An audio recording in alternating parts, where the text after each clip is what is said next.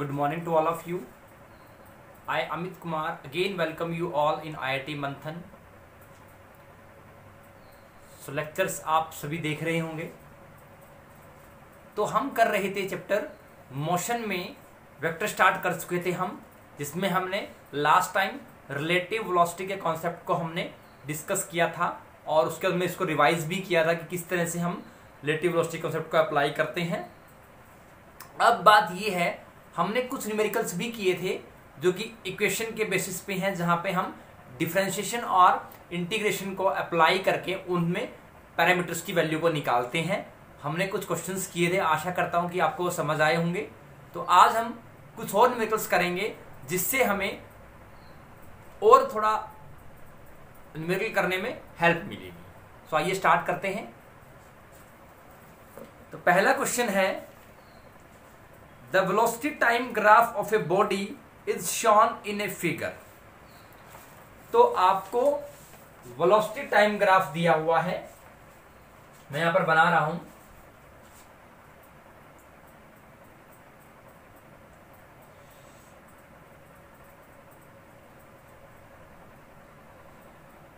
VT graph आपको दिया हुआ है. तो this is V, this is T. In this VT graph, the graph pattern will be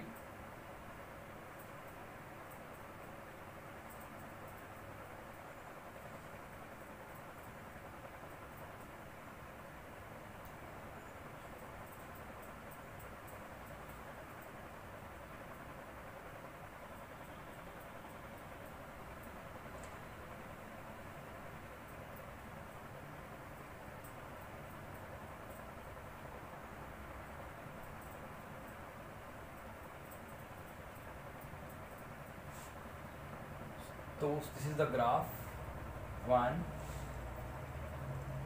2 3 4 5 6 sorry 5 6 then it is 8. This value is 2 and this is 6 and this is also 6. ठीक है. You have to find the displacement of the body in 8 seconds. तो ये आपको velocity time graph दिया हुआ है. इसमें हमें क्या निकालना है? इसमें हमें डिस्प्लेसमेंट निकालना है, जो कि 8 सेकंड में निकालना है इस दिए गए ग्राफ में. तो अब हमें सबसे पहले ये पता होना चाहिए कि हमें क्या निकालना है. जो चीज निकालनी है, जो पैरामीटर हमें निकालना है, वो वीटी ग्राफ में किस तरह से निकलेगा. मीन्स वीटी ग्राफ के किस पोर्शन को मैं यूज करूं, मुझे क्वेश्चन में पूछी हुई क्वांटिटी मिल जाए. तो क्वेश्चन ने पूछा है डिस्प्लेसमेंट और कैसे डिस्टेंस. तो मुझे पता है कि डिस्टेंस क्या होता है, speed into time. Speed into time. तो जब हमने वेलोसिटी टाइम ग्राफ किया था, अगर आपको ध्यान हो तो हमने वहां पे आपको दो ही चीजें बताई थी कि या तो ग्राफ में किसी ग्राफ का स्लोप या आपको ग्राफ का एरिया अंडर द कर्व कुछ ना कुछ वैल्यू बताएगा, प्रोवाइडेड ग्राफ आपका रिलीवेंट वो वैल्यू दे रहा है या नहीं दे रहा. What do mean relevant? Relevant का मतलब ये हुआ कि अगर वेलोसिटी टाइम ग्राफ है, उसमें जो स्लोप है वो हमें क्या बताता है. It is the ratio of slope will tell us the ratio of quantity given on X axis divide by quantity given on Y axis divide by quantity given on X axis. जो हमें quantity y axis पे दी हुई है, उसको अगर हम divide कर देंगे x एक्सिस पे दी गई क्वांटिटी के साथ, तो हमारे पास स्लोप आ जाएगा. वो स्लोप क्या बताएगा vt ग्राफ में, v by t, that is your acceleration. Similarly vt graph का area under the curve. Area का मतलब क्या हुआ? अब देखिए, अगर आप देखोगे इस ग्राफ में ये जो भी कुछ बना हुआ है, दिस ऑल द एरिया, तो ये जो चीज बनी हुई है ये सब क्या है, देखो ये यहां तक ये एरिया हो गया, ये वाला ये एरिया हो गया, ये area. It means we have to find the area under the curve in this particular question. So how to proceed? तो we know that area under the curve, area under the curve, ठीक है। So A B C D E F G H I J, this will be P, this will be Q,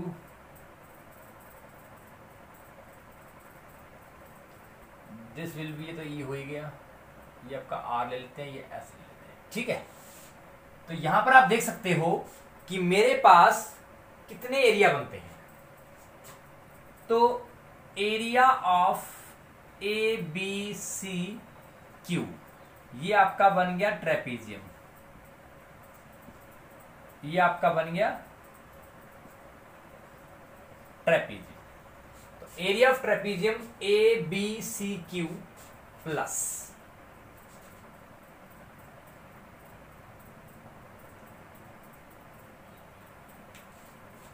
graph का थोड़ा pattern check करो एक बार में, ठीक है।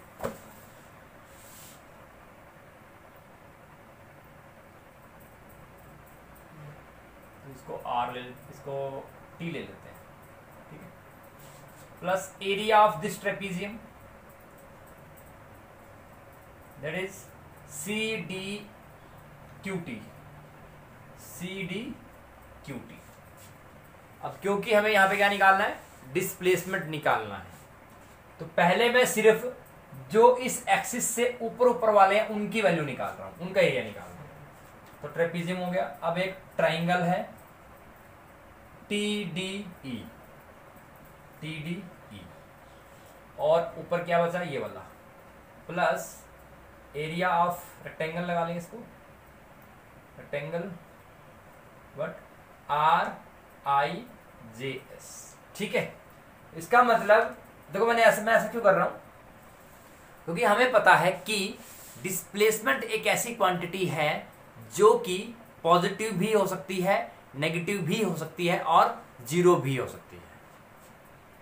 Clear?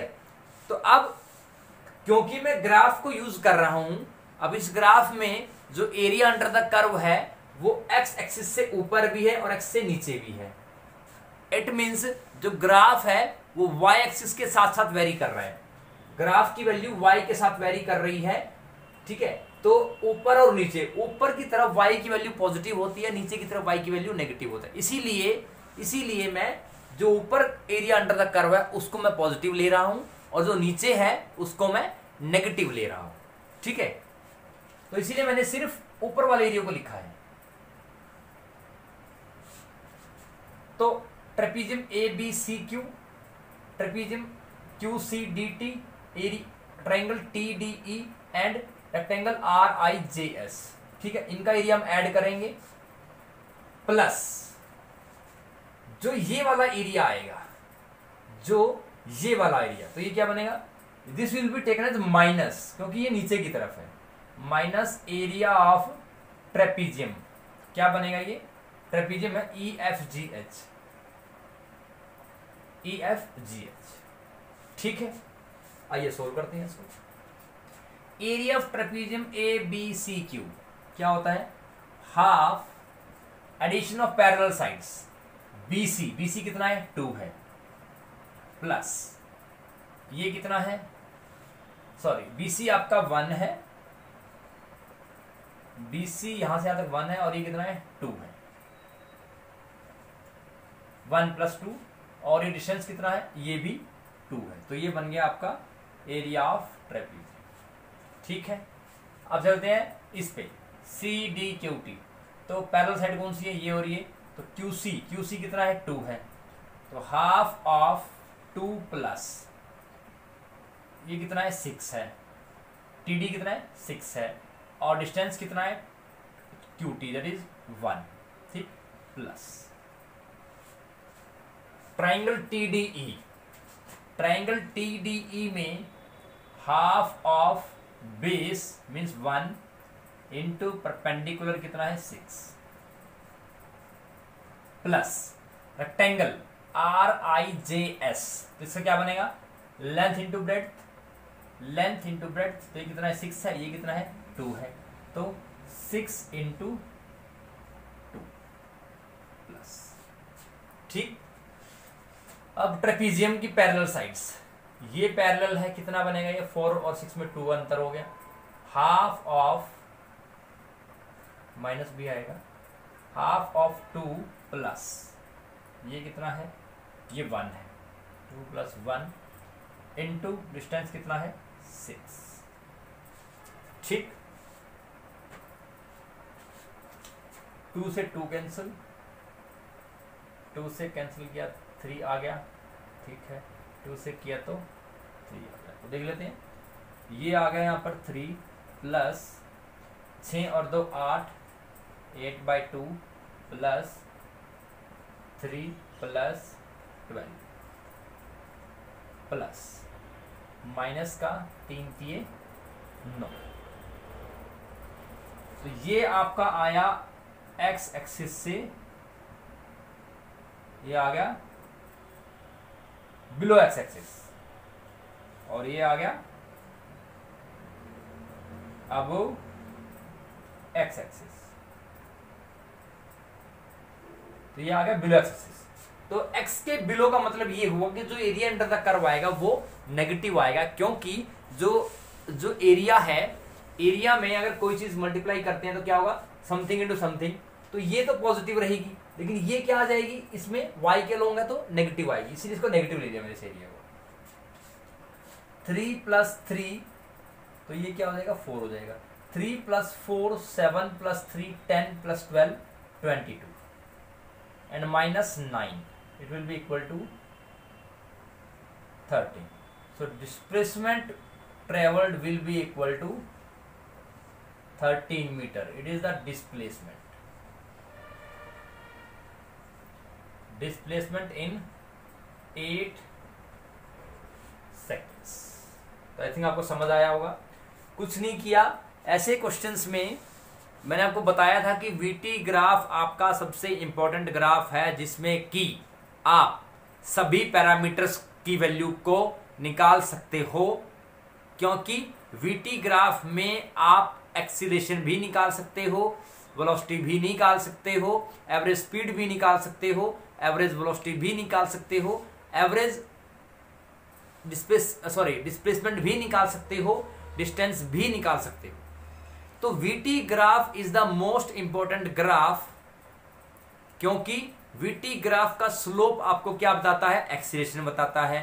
VT graph का एरिया अंडर द कर्व आपको डिस्टेंस या डिस्प्लेसमेंट बताता है।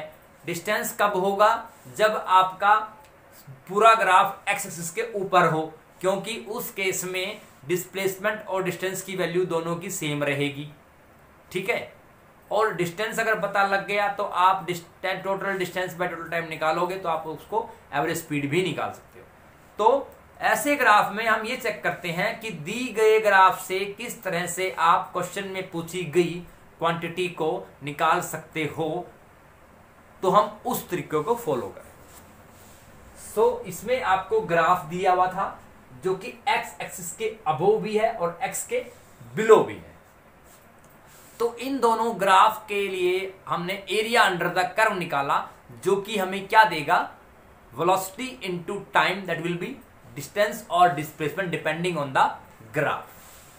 तो हमने अलग अलग फिगर्स जो बनी, पहले मैंने ऊपर वाले एरिया का अलग निकाला और नीचे वाले एरिया का अलग निकाला, और उसकी मैंने वैल्यू ली है मैग्नीट्यूड माइनस लिया है, क्योंकि वो नीचे की तरफ है। तो सबका फॉर्मूला लगाया, तो यहां पर half of parallel sides 1 plus 2 into distance between two parallel side is 1, तो सॉरी 2, तो 2 से कैंसिल किया तो 3 आ गया, यहाँ पर किया तो ये 6 to 8 इसे 4 आ गया, यहाँ पे किया तो ये 3 आ गया, यहाँ पे किया तो 12 आ गया, और यहाँ पे किया तो ये 9 आ गया। In this way 3 + 4 + 3 + 12 is your 3 + 4 7 + 3 10 और 12 22 में से 9 गए 13।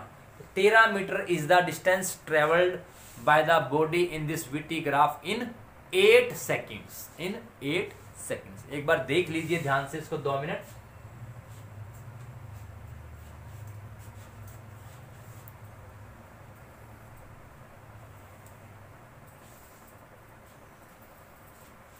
ठीक है, तो नेक्स्ट क्वेश्चन देखते हैं इसमें। हालांकि इस क्वेश्चन में थोड़ा टाइम लग गया, लेकिन ये क्वेश्चन बहुत ही इंपॉर्टेंट है और ग्राफिकल क्वेश्चन में सोल्व करके नंबर लेना बहुत ही इजी टास्क है अगर आप थोड़ा सा ध्यान रखें प्लस और माइनस का, और कुछ भी नहीं है। और ये चीजें आपने पढ़ी होती है मैथमेटिक्स में। तो ग्राफिकल में आपका ज्यादा ज्यादा ट्रायंगल बनेगा, ज्यादा ज्यादा ट्रेपीजियम बन जाएगा, ज्यादा ज्यादा रेक्टेंगल बन जाएगा। बस इन 3 फिगर के अलावा कोई और फिगर नहीं बनती है और एक स्क्वायर बन जाता है। बस means square, rectangle, triangle and trapezium, in 4 figure के अलावा ऐसे ग्राफ में कभी भी कुछ नहीं बनता। मीन्स आपको उनका एरिया का फॉर्मूला भी आना चाहिए निकालना, तभी आप इनको निकाल पाओगे। क्लियर? ठीक है, नेक्स्ट क्वेश्चन देखते हैं।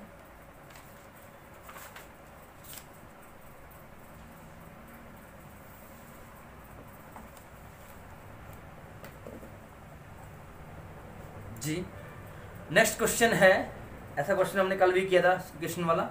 ए particle moves along a straight line such that, एक पार्टिकल स्ट्रेट लाइन के अलोंग चल रहा है, such that its displacement at any time t is given by x is equal to t³ - 6t² + 3t + 4। Means आपको एक particle का displacement दे दिया है जो कि इन टर्म्स ऑफ टाइम दिया हुआ है, इक्वेशन लिख दी गई है। इट मीन्स ये हुआ कि डिस्प्लेसमेंट का टाइम के टर्म्स में इक्वेशन लिख दिया गया है और आपको वेलोसिटी निकालनी है जब उसका पार्टिकल का एक्सेलेरेशन 0 हो जाए। क्या हो जाए? 0 हो जाए। ठीक है, तो ये स्टार्ट करते हैं।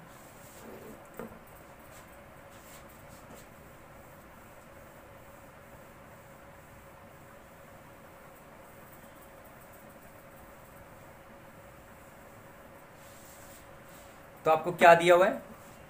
You will be given the particle is moving along a straight line such that it displacement at any time is given by x. x is your displacement, x हमारा displacement. so x is equal to t³ - 6t² + 3t + 4। तो x हमें दे दिया गया है x³ - 6t² + 3t + 4। तो x मुझे दे दिया गया है ये, और ये क्या है? डिस्प्लेसमेंट। मुझे निकालना है वेलोसिटी। क्या निकालना है मुझे वेलोसिटी निकालनी है पार्टिकल की। कब? When acceleration is equal to 0। जब इस पार्टिकल का एक्सीलरेशन क्या हो जाता है? 0 हो जाता है, तब वेलोसिटी निकालनी है। ठीक है, तो इसका मतलब मुझे यहां पर एक्सीलरेशन निकालना पड़ेगा और उस एक्सीलरेशन को 0 पुट करना पड़ेगा। फिर वहां से जो वैल्यू आएगी टाइम की, उसको यूज करके मुझे वेलोसिटी निकालना है। तो ऐसे क्वेश्चन में सिर्फ आप इक्वेशन लिखिए और इक्वेशन लिखने के बाद कंडीशन क्या दी हुई है, मींस आपको गिवन क्या है। तो गिवन क्या है यहां पर आपको गिवन है, इक्वेशन दे दी गई है जो कि डिस्प्लेसमेंट है, और हमें पता है कि इस डिस्प्लेसमेंट से हम एक्सीलरेशन निकाल सकते हैं, क्योंकि मुझे कंडीशन क्या दे दी गई है? मुझे कंडीशन दी हुई है कि अगर मेरा एक्सीलरेशन 0 है, अगर मेरा एक्सीलरेशन 0 है, तो उस केस में मुझे वेलोसिटी निकालनी है। वो क्या होगी? सबसे पहला काम क्या होगा मेरा कि मैं इस गिवन इक्वेशन से एक्सीलरेशन को कैसे निकालूंगा। ठीक है, तो फिर वही आ गया इंटीग्रेशन डिफरेंशिएशन। अब बात करते हैं अब डिस्प्लेसमेंट आपको दिया हुआ है, एक्स आपको दिया हुआ है डिस्प्लेसमेंट, ये आपका है डिस्प्लेसमेंट। आपको यहां से वेलोसिटी इजीली निकल जाएगी आपको। तो वेलोसिटी क्या होता है, डिस्प्लेसमेंट डिवाइड बाय टाइम। इसका मतलब अगर v को मैं ऐसे लिख दूं dx बाय dt, तो कोई दिक्कत नहीं है। इसका मतलब x मुझे दिया हुआ है, तो मुझे क्या निकालना है, मुझे x का dx निकालना है, मीन्स dx बाय dt निकालना है। और हमें पता है कि अगर मुझे y is equal to x की पावर n दिया हुआ है और मुझे dy बाय dx निकालना हो, तो क्या करता हूं, फॉर्मूला है वही पावर मल्टीप्लाई में, और उस पावर में से एक घट जाता है। ठीक है, तो ये हमें रिलेशन पता है। ठीक, तो v क्या होगा, v is equal to dx by dt। क्या होगा, dx बाय dt। अब यहां पर क्या है, t क्यूब, तो वही पावर मल्टीप्लाई में और t की पावर 3 माइनस 1 इस फॉर्मूले के अकॉर्डिंग, माइनस 6 कांस्टेंट है, टी स्क्वेयर का 2 आगे आ जाएगा, 2 मल्टीप्लाई में आ गया, टी की पावर 2 माइनस 1 प्लस 3 कांस्टेंट है, तो 3 इंटू 1 पावर 1 है इसकी, इंटू टी की पावर 1 माइनस 1। इसको मैं ये लिख दूं टी की पावर 0, क्योंकि टी के टर्म्स में है, तो नेक्स्ट आ जाएगा 4 इंटू 0 और t की पावर 0 माइनस 1। ठीक, क्लियर है यहां तक। मैंने ये फॉर्मूला अप्लाई किया, y is equal to x की power n, if I want to find dy by dx then it will be written as n x की पावर n माइनस 1। मीन्स जो पावर x की थी वही power multiply में होगी, और x की वही पावर में से 1 सब्ट्रैक्ट कर दिया गया। तो क्या किया हमने, यहाँ पर t क्यूब था तो 3 यहां मल्टीप्लाई में हो गया, x की जगह यहां पर t है और n की जगह 3 है, तो 3 यहां पर आ गया, इंटू 3 t की पावर 3 में से 1 घट गया, 3 माइनस 1।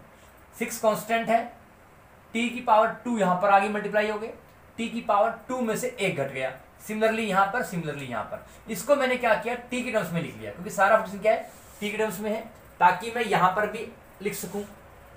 हालांकि मुझे पता है कि कांस्टेंट टर्म का डिफरेंशिएशन क्या होता है, 0 होता है। Differentiation of constant term will be 0। तो जब हम इस पूरे को t के रिस्पेक्ट में देख रहे हैं, तो इसके यहाँ तो t वैल्यू है ही नहीं। इट मीन्स t में चेंज, कुछ भी चेंज करने पे इसकी वैल्यू में कोई फर्क नहीं पड़ेगा। इसीलिए किसी भी कांस्टेंट टर्म की वैल्यू 0 होती है। लेकिन मैंने फिर भी दिखाने के लिए लिख लिया कि इसको मैं लिख सकता हूँ t के टर्म्स में इंटू टी की पावर 0, क्योंकि किसी चीज की पावर 0 क्या होती है, 1 होती है, और क्योंकि मेरा फंक्शन किसमें है, t की टर्म्स में है, तो मैंने t लिख दिया। 4 इंटू 0 टी की पावर 0 माइनस 1। ठीक है, अब आगे चलते हैं। तो ये v बन गया मेरा, तो ये लिख दिया 3 into T square minus 12, T की पावर 1 t हो जाएगा, प्लस 3 टी की 0 1 हो गया, और ये 0 हो गया। ठीक है, तो v क्या आ गया, v हमारा आ गया 3t square minus 12t plus 3। तो ये हमारी क्या आ गई, ये हमारी वेलोसिटी आ गई। ठीक है, जो हमें निकालनी है। ठीक, तो ये कब निकालनी है, जब मेरा एक्सप्रेशन क्या हो जाएगा, 0 हो जाएगा। इट मीन्स आगे चलते हैं, जब v निकाल लिया तो मैं लिख सकता हूं कि a is equal to dv by dt, क्योंकि एक्सप्रेशन क्या होता है, वेलोसिटी अपॉन टाइम।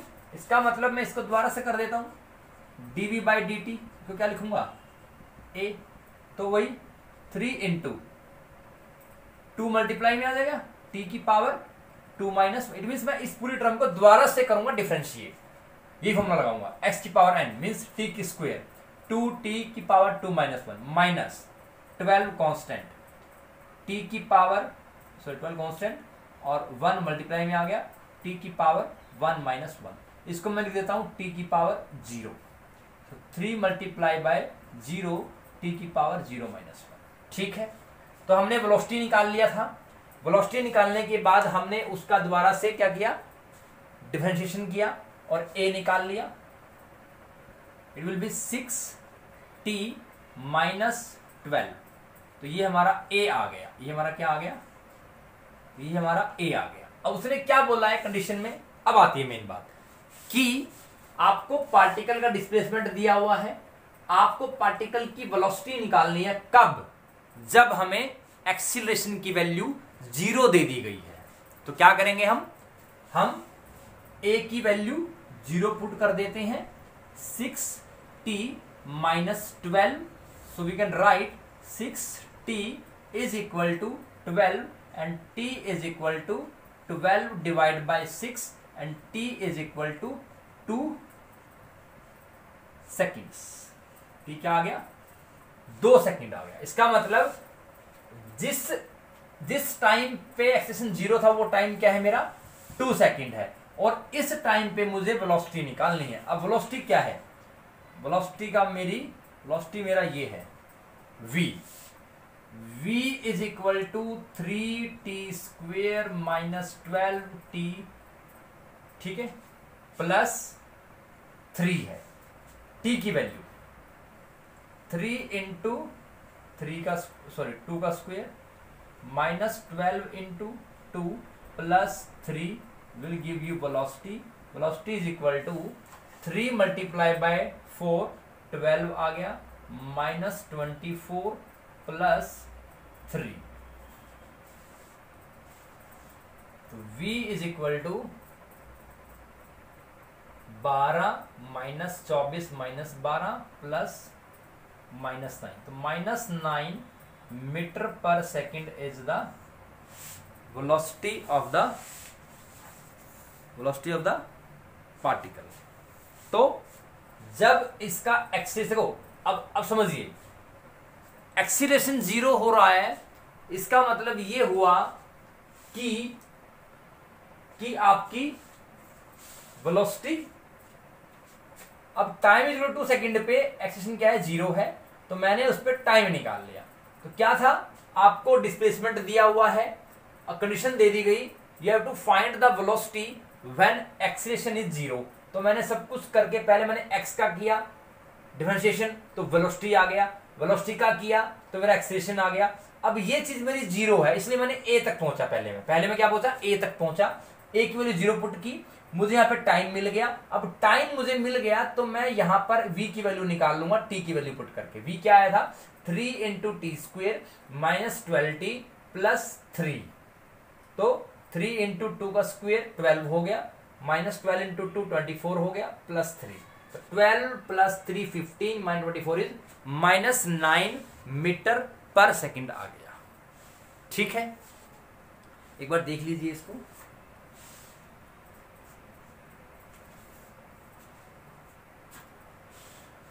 तो इस लेक्चर में हमने ये सीखा कि अगर मेरे पास न्यूमेरिकल प्रॉब्लम दी हुई है इक्वेशन वाली, तो इक्वेशन वाली न्यूमेरिकल प्रॉब्लम में हम किस तरह से प्रोसीड करेंगे। पहला स्टेप क्या है कि पहले हम गिवन इक्वेशन को लिखेंगे कि किस चीज की वैल्यू आपको किस टर्म में दी हुई है। अब हमने जो क्वेश्चन किया है उसमें हमें डिस्प्लेसमेंट की वैल्यू टाइम के टर्म्स में दी हुई है। इसका मतलब ये हुआ कि डिस्प्लेसमेंट और टाइम में का रिलेशन यूज करके हम जो गिवन क्वांटिटी है वो निकालना है। ठीक, तो उसमें बोला गया कि displacement of a given particle will be written as x is equal to T cube minus 6t square plus 3t plus 4। तो x क्या है, डिस्प्लेसमेंट है। तो आपको डिस्प्लेसमेंट, पार्टिकल का डिस्प्लेसमेंट जो है वो t के टर्म्स में दे दिया गया है और आपको उसको क्या करना है, आपको उसको यूज करके कंडीशन दे दी गई है कि आपको वेलोसिटी निकालनी है पार्टिकल की जब आपका इस वेलोसिटी का एक्सीलरेशन क्या हो जाए, 0 हो जाए। मींस पहला स्टेप क्या होना चाहिए, आपको पहले आपको एक्सीलरेशन ऑफ द पार्टिकल निकालना है। क्या निकालना है, आपको पहले एक्सीलरेशन ऑफ द पार्टिकल निकालना है। और वो कैसे निकलेगा, by differentiating displacement with respect to time you will find velocity, जो हमने यहां पर किया dx by dt will give you velocity। तो कंडीशन ये है, तो हमें पहले कंडीशन तक पहुंचना है। फिर v को फिर से किया, dv by dt is your acceleration. तो हमने x को कहने का मतलब 2 बार डिफरेंशिएट किया और हमें एक्सीलरेशन की वैल्यू मिल गई। अब जब एक्सीलरेशन की वैल्यू आई वो मुझे 0 दे गई, इट मींस इसकी वैल्यू मेरी 0 है, मैंने इसको 0 पुट किया तो मुझे टाइम मिल गया। इट मींस उस पर्टिकुलर टाइम पे एक्सीलरेशन की वैल्यू 0 है, तो वही टाइम की वैल्यू पुट करके मैं वेलोसिटी की वैल्यू निकाल सकता हूं।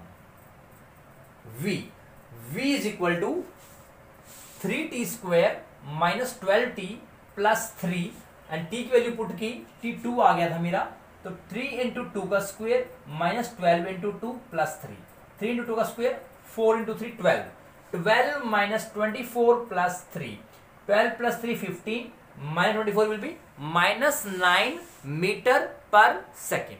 तो मेरे पास वेलोसिटी क्या आ गई, 9 माइनस के 9 मीटर प्रति सेकेंड मेरी वेलोसिटी आ गई। ठीक, और एक क्वेश्चन हमने ग्राफ वाला किया था जिसमें आपको वेलोसिटी टाइम ग्राफ दिया हुआ है, उस ग्राफ में हमने क्या निकालना है, हमने चेक किया पहले कि गिवन ग्राफ में आपको स्लोप दिया हुआ है या एरिया दिया हुआ है। तो हमने ऑब्जर्व किया कि जो हमें क्वांटिटी उसने पूछी है वो हम उस ग्राफ में एरिया अंडर द कर्व से निकाल सकते हैं, क्योंकि velocity into time will be area under the curve and that will indicate us about the displacement और डिस्टेंस।